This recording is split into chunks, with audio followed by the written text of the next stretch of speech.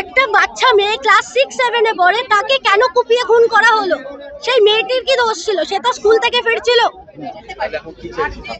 আমাদের কথা হচ্ছে যে এই সমাজটা কেন তৈরি হচ্ছে, এই সমাজটা কেন আজকে আমি মা আমার মেয়েটা সমাজের মধ্যে তো আপনি একজন অবশ্যই সেটা ভাবো অনেক সমাজ জ্বালাটা হচ্ছে যে আমিও একটা সমাজের ব্যক্তি, আমার এই জ্বালাটা তার জন্যই হচ্ছে।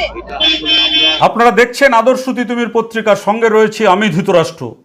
আমাদের আজকের খোঁজ খবর, আমাদের আজকের অনুসন্ধান আমাদের ক্রাইম রিপোর্টার সুরেন্দ্র কুমার সিং তুলে নিয়ে এসছেন একদম এক্সক্লুসিভ খবর, যেটা আপনারা ইতিমধ্যেই দেখেছেন। প্রেম, প্রতিহিংসা এবং খুন। আমাদের এই সময়টা এখন খুব অসুস্থ হয়ে পড়েছে, মানুষ অসুস্থ, তাই বহু মানুষ তাদের মনুষ্যত্ব হারিয়ে ফেলেছে। আপনারা একটি ঘটনা দেখেছেন যে বেলঘরিয়া থানা এলাকার প্রফুল্ল নগরে একটি নবম শ্রেণীর ছাত্রীকে একটি একাদশ শ্রেণীর ছাত্র প্রকাশ্য দিনের আলোয় একেবারে একের পর এক মাথায় কাটারে দিয়ে কোপাচ্ছে।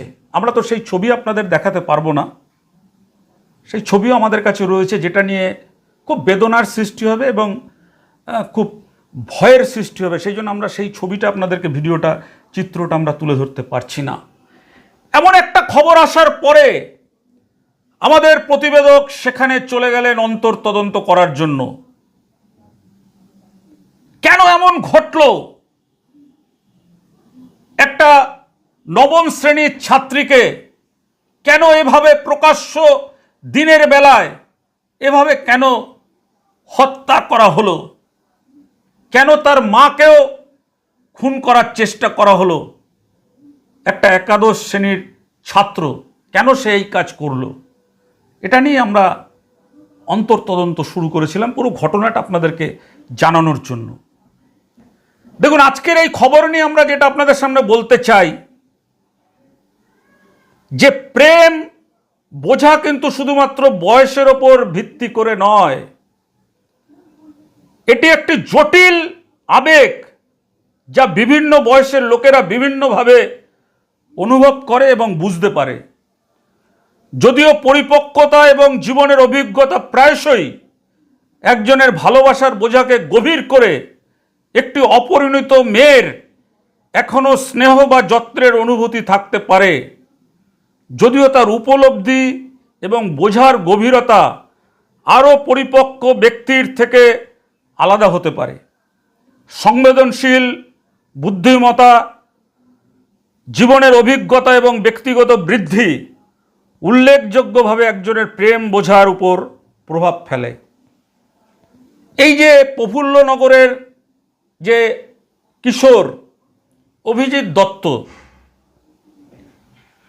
সে দেখুন নিজের মনের থেকেই এই নবম শ্রেণীর ছাত্রীকে ভালোবেসে ফেলেছিলেন। একটা ছোট্ট বাচ্চা মেয়ে, ফুটফুটে, সে তো এই ভালোবাসার মানে তো তার বোঝার কথা নয়। তার ভালোবাসার মধ্যে রয়েছে স্নেহ, যত্নের অনুভূতি, যেটা তার পিতা মাতার থেকে সে পায়। কিন্তু এই যে ছেলেটি, সে একেবারে প্রতিহিংসা পরায়ণ হয়ে উঠল। দিনের পর দিন এই মেয়েটা স্কুলে যাচ্ছে, পড়তে যাচ্ছে, তার পিছু নেওয়া শুরু করলো। তাকে নানানভাবে প্রেম নিবেদন করা শুরু করলো। মেয়েটি তো বাচ্চা মেয়ে, সে কি এই প্রেমের মাধুর্য তার কি এখন বোঝার কথা? সে তো এখন পড়াশোনার সময়, সে এখনো একেবারে বালিকা। তারপর কি হলো আসুন না, সেখানে যারা ঘটনার প্রত্যক্ষদর্শী ছিলেন তাদের মুখ থেকে একটু আমরা আগে কিছু শুনে নিই। আমাদের সুরেন্দর সিং তুলে নিয়ে এসছেন, একটু তাদের মুখ থেকে আপনারা কথা শুনে নিন। একটা বাচ্চা মেয়ে ক্লাস 6-7 পড়ে, তাকে কেন কুপিয়ে খুন করা হলো? সেই মেয়েটির কি দোষ ছিল? সে তো স্কুল থেকে ফিরছিল। যেই ছেলেটি করেছে তার বয়স, সে নয় 11-এ পড়ে, আমি শোনা কথা বললাম। আজকে 11-এ পড়ে তাকে ধরা হলো, সে পক্সো আইনের মধ্যে একটা শাস্তি হবে, ছাড়া পড়ে যাবে। কিন্তু এই যে শাস্তিটা তার হওয়ার পরে কালকে যে আরেকটা ঘটনা ঘটবে না, তার কি গ্যারান্টি? মেয়েটা তো মারা গেছে, তাহলে তার ন্যায় বিচার কি হবে? তাকে তো শাস্তি দেওয়া উচিত, কঠিন থেকে কঠিনতম শাস্তি তার হওয়া উচিত। আজকে আমরা মেয়েরা সেফ নই, প্রত্যেকের বাড়িতে মা বোন আছে। যেখানে আরজি করের ঘটনাতে গোটা দেশ তোলপাড়, সেখানে কি করে সাহস পায় এইরকম একটা নির্মম ঘটনা করার জন্য? হ্যাঁ, অবশ্যই তাই, পুলিশের নিরাপত্তা। আজকে এই রাস্তাটার নিচ দিয়ে একটা টানেল চলে গেছে, সেই টানেলের রাত্রেবেলা অন্ধকার, একটা লাইট থাকে না। আমরা তো প্রত্যেকেই কারুর না কারুর মা বোন, আমাদের নিরাপত্তা কোথায় আজকে? একটা মেয়ে যে কিনা 6-এ পড়ে। হ্যাঁ, অবশ্যই অন্যায়ের শাস্তি চাই আমরা, কঠিন থেকে কঠিনতম শাস্তি, যাতে না কালকে এরকম কেউ ঘটনা করার আগে 10 বার ভাবে, যাতে কেউ এই ঘটনা করার আগে 10 বার শিউরে ওঠে।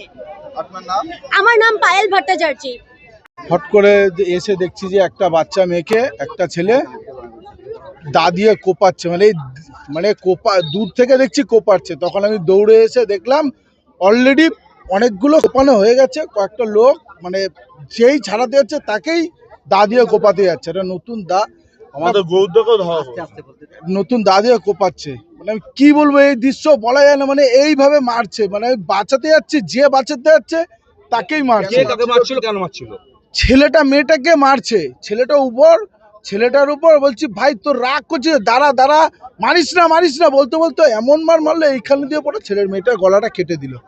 ছেলেটা ওইটার পরেও তারপরে দেখি মাকে মারতে যাচ্ছে, কোনো রকম ভাবে আটকানো যাচ্ছে না, কোনো রকম ভাবে ছেলেটাকে ধরে রাখা হয়েছে, লাস্টে কোনো রকম হাত পা ধরে রাখা হয়েছে। আর যা চালাচ্ছে এই যে আমার মাথার পেছনে বাটের বাড়িটাও ও দিয়ে গেছে। কেন, কি কারণে মারলো? কারণটা বলতে পারবো না, যে কি কারণে মেরেছে সেটা বলা মুশকিল, যে কি কারণে মেরেছে। কিন্তু বাচ্চা মেয়েটার পরিবারকে আমি চিনি, খুব ভালো এবং ভদ্র মেয়ে, কিন্তু ছেলেটা খুবই বাজে ছেলে। ছেলেটা পুলিশ এসে নিয়ে গেছে। ছেলেটা লোকাল এখানে একজনের বাড়িতে ভাড়া থেকে, ছেলেটা বাবার ব্যাকগ্রাউন্ডও বাজে, ছেলেটা খুবই বাজে ছেলে। বাবা আমার কাছে আছে। ছেলেটার নাম কি? অভিজিৎ। অভিজিৎ টাইটেলটা বলতে পারবো না। আপনারা কেন রাস্তা অবরোধ করছেন?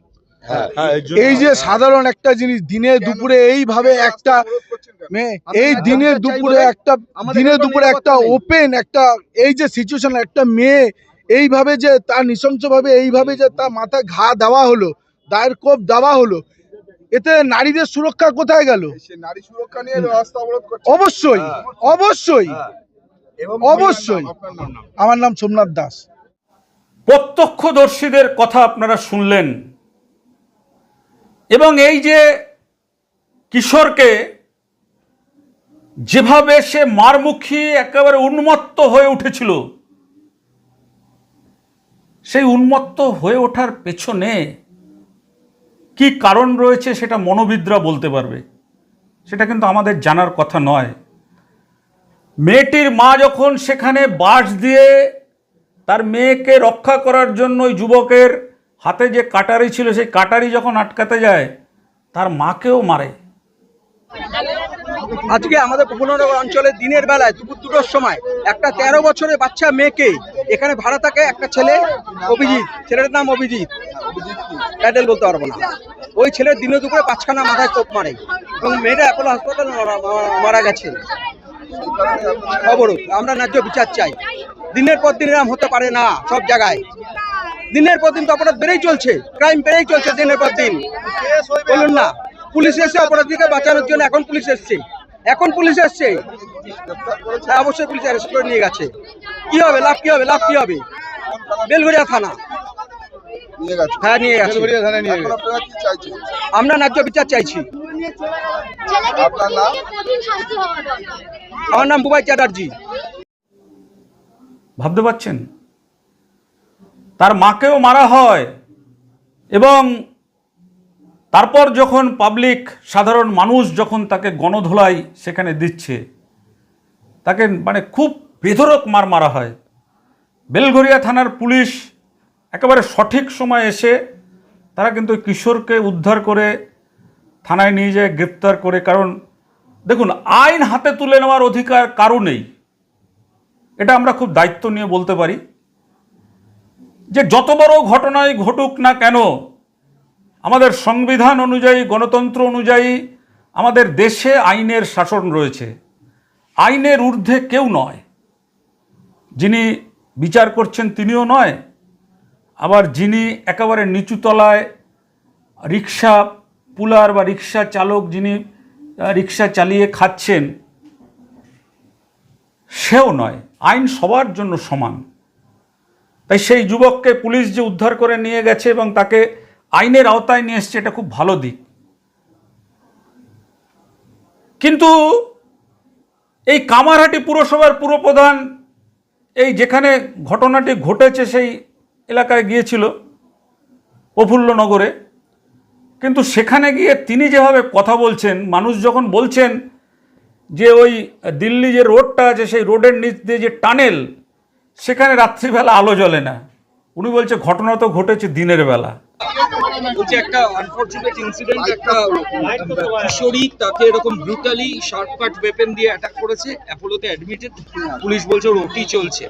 এখানকার লোকাল রেসিডেন্টরা একটা জিনিস বলছে যে এই যে টানেলের তলায় এই যে রাস্তাটা, এখানে আলো থাকে না, ওরা সিকিউরিটি নিয়ে কোয়েশ্চেন একটা প্রশ্ন তুলছে। আচ্ছা, ঘটনাটা না একেবারে দিনের আলোয় হয়েছে, দিনের আলোয় ঘটনাটা হয়েছে। না, সেটা তো আরো দুটো না আরেকটি, আর এখানে সিকিউরিটি আছে, ওখানে লাইট দেওয়া আছে, হয়তো লাইট কি হয়ে গেছে বা কটা লাইট নাকি খারাপ হতে পারে, সেই সিকিউরিটি আছে। আর সিকিউরিটি বলতে যেটা চাইছি আমরা সকলে, বাস্তবে সেটা মিল নেই। এখানে একটা ঘটনার কাছে পুলিশকে ওখানে দাঁড়িয়ে থাকবে, আমার বোনও যাবে, আমার মাও যাবে, কে কখন কি করছে, করার পরে তো আমরা জানতে পারছি।